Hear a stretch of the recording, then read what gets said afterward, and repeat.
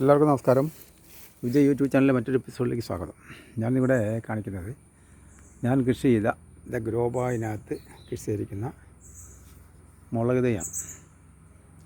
ഇതിന് തക്ക നാട്ടിൽ ചീനി എന്ന് പറയും.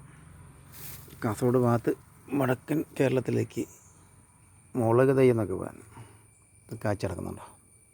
എല്ലാം പഴുത്തിട്ടുണ്ട്. ഇനിയും പറിച്ച് ഇതിനെ ഉണങ്ങണം.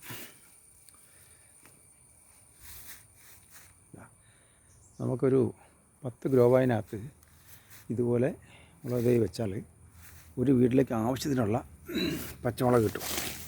അത് ഉണങ്ങിയെടുത്താൽ ഉണക്കമുളക് വറ്റൽ മുളകും ആയി ഉണ്ടോ.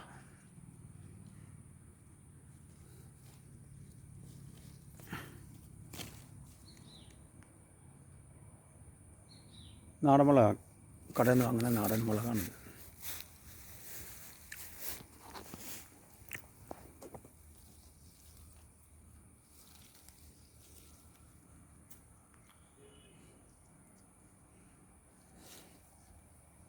അത് പച്ചക്കറി കടയിൽ നിന്ന് വാങ്ങുന്ന പച്ചമുളകെല്ലാം എൻഡോസൾഫാൻ തളിച്ചാണ് വരുന്നത്.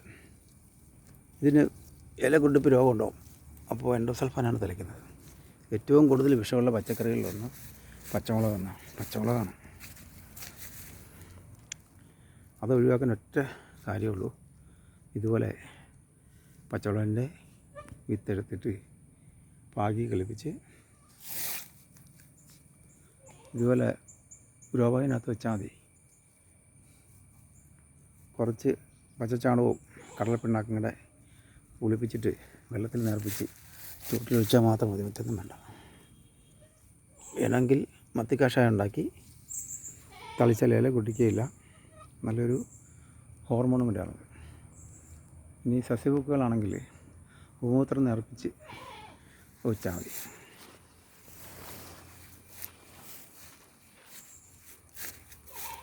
ഇത് മറ്റൊന്നാണ്.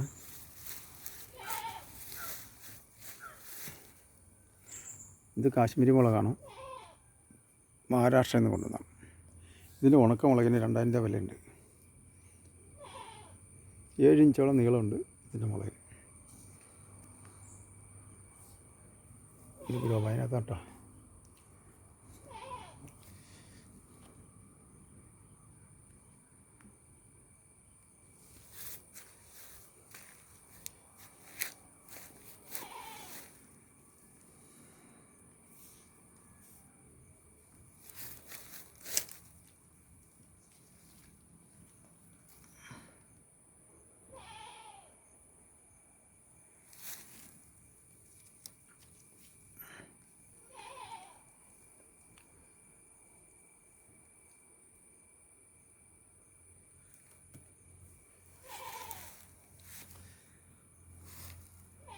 ധാരാളം കായ്ക്കുന്നുണ്ട്.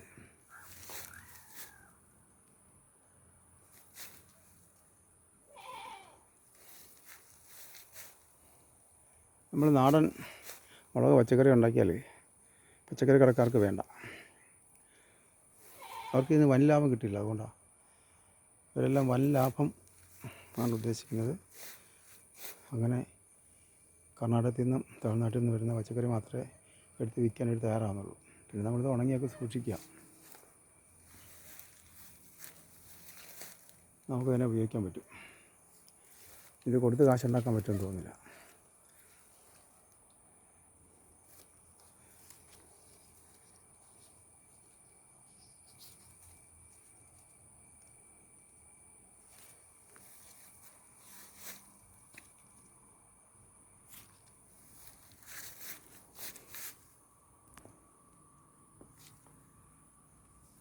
ഞാനൊരു 10 കൂടയ്ക്കകത്ത് വെച്ചിട്ടുണ്ട്. എല്ലാം കായ്ച്ച് വരുന്നുണ്ട്. നല്ലപോലെ കായ്ച്ച് വരും.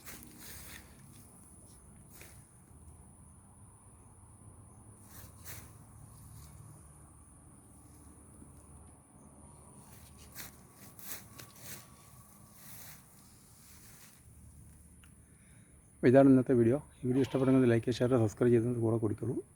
മറ്റൊരു വീഡിയോയുമായി വീണ്ടും കാണാം. വിജയ്.